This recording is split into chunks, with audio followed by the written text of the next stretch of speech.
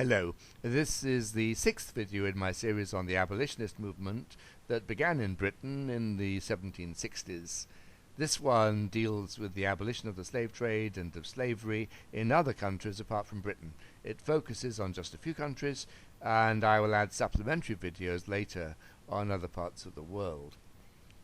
Apart from its work in Britain, the London Abolitionist Committee built up international links with sympathizers and began to translate abolitionist literature into other European languages at an early date.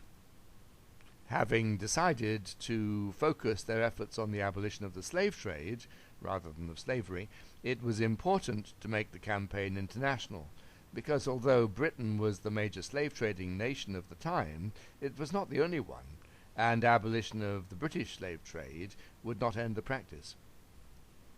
Indeed, as the opponents of the British abolitionists were wont to remark, the closure of the British slave trade was likely to lead to its diversion to other rival trading nations, notably the French. Efforts to internationalize the anti-slavery movement were particularly pronounced at the end of the Napoleonic Wars.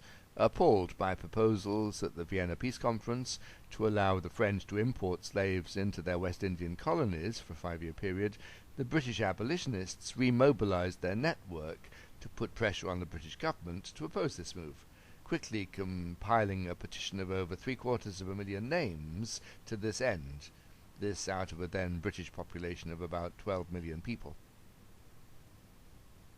Thomas Clarkson also effectively threatened the Foreign Office that this concession to the French should be withdrawn, lest Parliament and the newspapers be let loose against you. Meanwhile, William Wilberforce convinced the Prince Regent, a pro-slavery man but a great admirer of Wilberforce, to talk with the new French king about dropping the article, and gained an audience with the Russian Tsar to appeal for his intervention. The Tsar proclaimed himself to be a staunch abolitionist, and horrified at the treatment of the slaves, although not, we assume, so horrified at the slave-like conditions of Russian serfdom.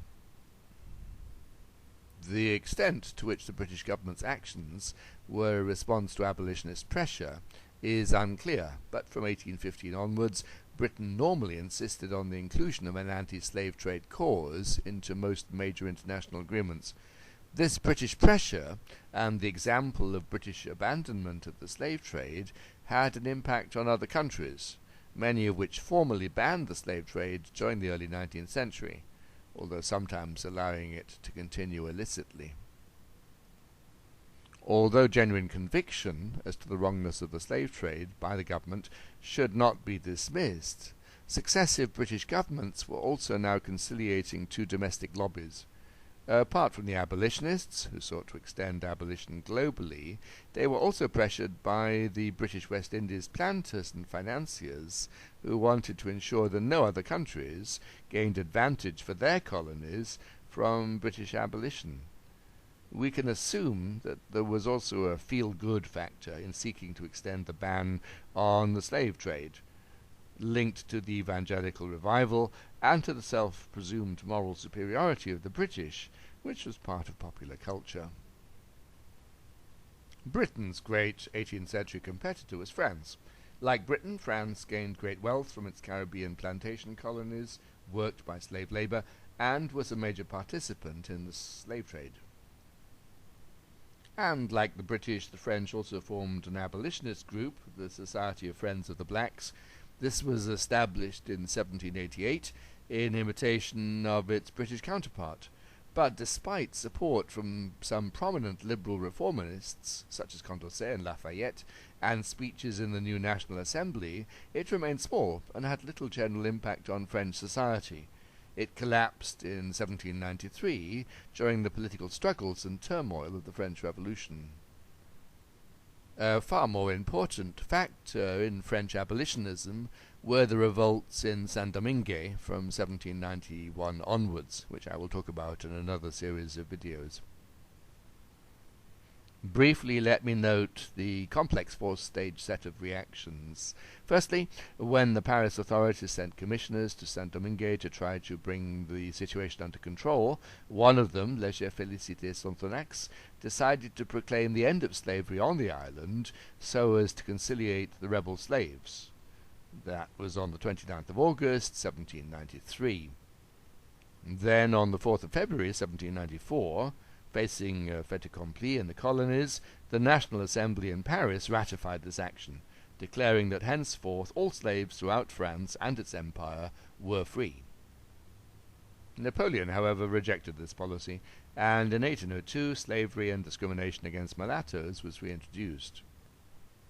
This in turn sparked a renewal of conflict on Saint-Domingue, which soon led to Haitian independence on the 1st of January 1804, one of the most important events in the whole Age of Revolutions.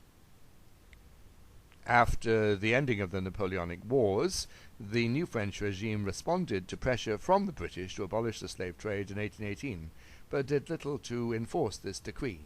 Slavery in the French Empire was not ended until 1848.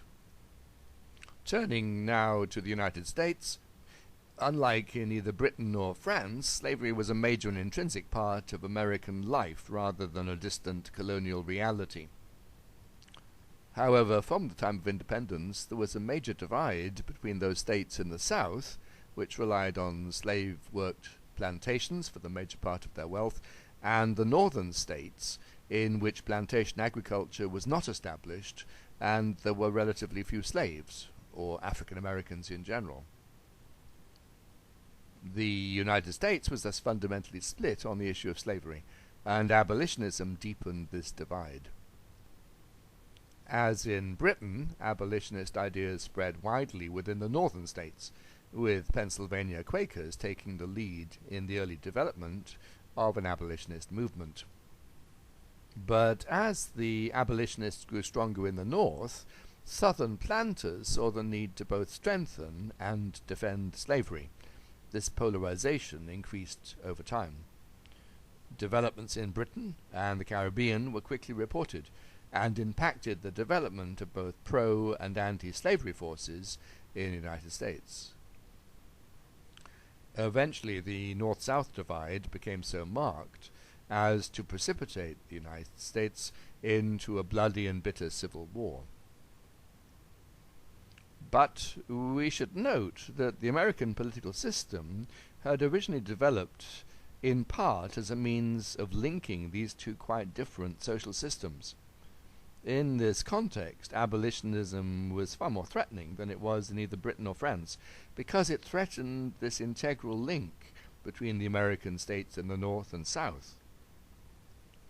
Therefore, the general political response in pre-Civil War America was to simultaneously allow individual states to adopt their own separate policies on slavery, whilst at the same time forging national policies on the basis of compromise, usually in the South's favor. Thus, whilst northern states all abolished or severely limited slavery, the southern states reinforced it, and there was no national policy until the ending of the Civil War. Meanwhile, whilst slave trading was theoretically banned in 1807, it actually continued unofficially, and little was done to stop it. We turn next to Spain, Portugal, and Brazil. Slavery and the slave trade continued in the Spanish and Portuguese American territories into the 19th century, despite British pressure. In the Spanish Empire, British pressure led to laws limiting and later banning the slave trade in 1817 and 1820 respectively, but slave trading continued illicitly. Slavery itself continued in Spanish Puerto Rico and Cuba until 1873 and 1886 respectively. Similarly, the Portuguese bowed to British pressure and partially limited their slave trade in 1815, but it was not until 1842 that there was effective Portuguese legislation against the slave trade, and it continued illicitly, in large part to provide slaves to Brazil and the remaining Spanish colonies. In the former Portuguese colony of Brazil, slavery continued to be a vital element in the national economy long after independence. the country only definitively banning the slave trade in 1853 and slavery itself in 1888. Finally, let me briefly mention Denmark and the Netherlands. By the late 18th century, both Denmark and the Netherlands were only minor slave-trading powers. Denmark was the first country to totally disengage from the slave trade, but for economic reasons rather than moral scruple. By the 1780s, the Danish islands were importing about 1,200 slaves per year, but the costs of maintaining a slave-collecting base in West Africa were prohibitive for such a small number. Accordingly, the government determined that the islands should rely entirely on the existing slaves for labor. Starting in 1792, the slave population on the Danish islands was built up, and more female slaves were imported to create what the Danes saw as a viable breeding population. All slave trading would then cease as from the 1st of January 1803, with Danes being forbidden to participate in it. Slavery itself remained in place in the Dutch West Indies until 1848. As to the Netherlands, under British pressure, the Dutch banned the slave trade in 1814, but it continued illicitly until 1830.